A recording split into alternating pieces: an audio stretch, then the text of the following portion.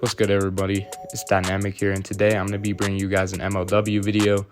Now, this MLW video is going to be a little bit different. I'm just going to be focusing on pretty much one player who just got traded, Brendan Szerlag. Now, before I actually start this video, I want to start off by saying that I don't hate Brendan Szerlag. He actually seems like a pretty nice guy, and almost everyone in MLW seems like a nice guy. But in this video, I'm just going to be pretty much talking a lot of shit about his game.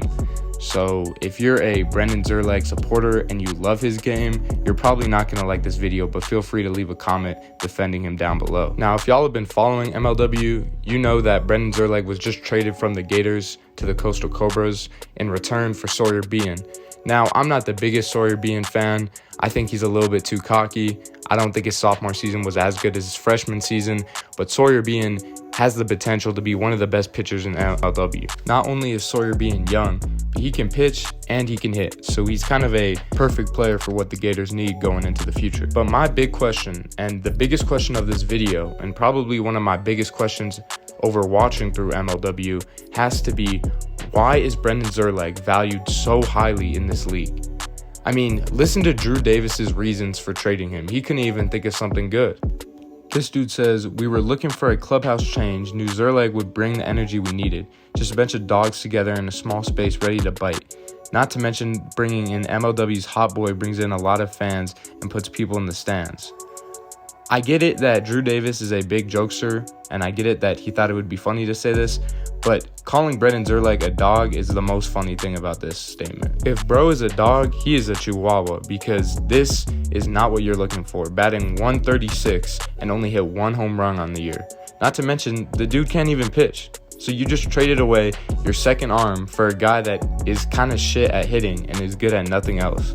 Not only this, but Kyle and the rest of MLW has been hyping this boy up since I started watching MLW 2 years ago.